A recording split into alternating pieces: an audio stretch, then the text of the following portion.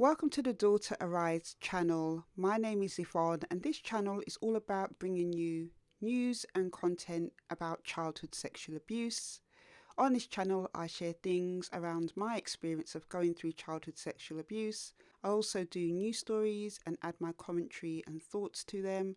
And I also from time to time interview other survivors and their supporters in hopes of raising awareness about this issue. So if this is the type of content that you're looking for, please hit the subscribe button and the notification bell so that you can be notified of any new uploads.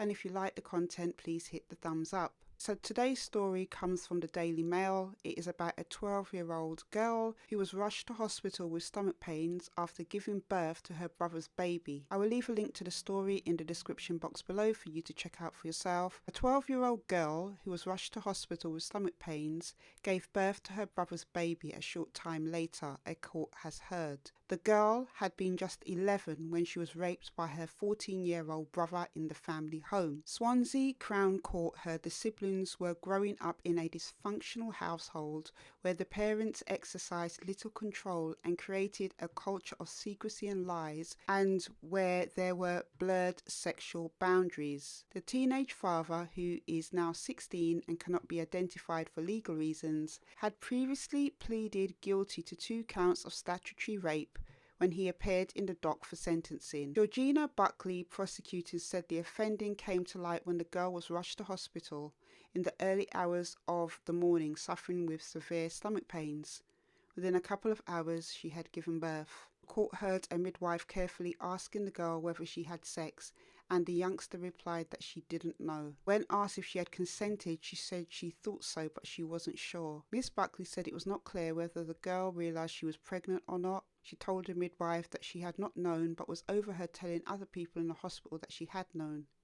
The authorities became involved and the girl's teenage brother was interviewed by the police. He admitted to officers that he and his sibling were wrestling downstairs on one occasion while their parents were out, and they had gone upstairs to wrestle on the bed as it was more comfortable. He said they began kissing before removing each other's clothes and then having sex. The prosecutor said there were no suggestions that any coercion or threats had been involved in the incident. In an impact statement which was read to the court, the girl said she didn't want to go home anymore and she just wanted to live a normal life of a girl her age and wanted her baby to have the best life. Dean Pullin, for the teenage defendant, said the background to the offending was difficult and dysfunctional circumstances of the family unit where the mother and father created a culture of secrecy and lies. He said it was clear from numerous reports before the court that the children had been subjected to a dysfunctional, neglectful and potentially abusive upbringing, where there was little in the way of parental control or guidance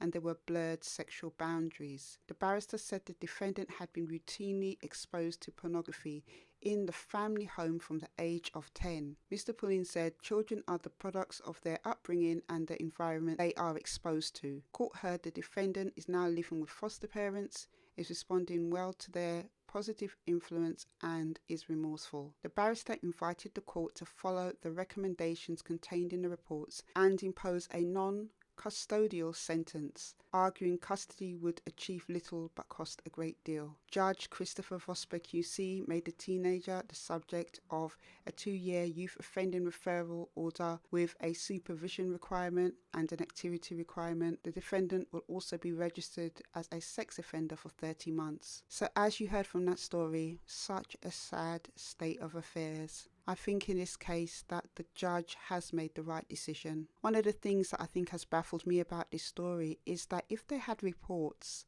that these children were in an environment where there was little parental boundaries and they were being exposed to pornography, why did they wait to act? It is obvious from that report that they've had some type of authorities intervention in their life. So why was this allowed to continue to happen? It's obvious from this story that the parents obviously themselves are very dysfunctional. The fact that these children had very little boundaries, weren't taught properly about proper relationships, about sex, about anything.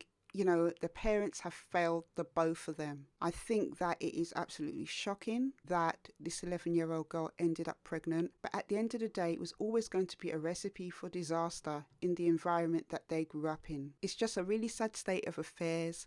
I hope that both of them can get the help and support they need to rebuild their lives.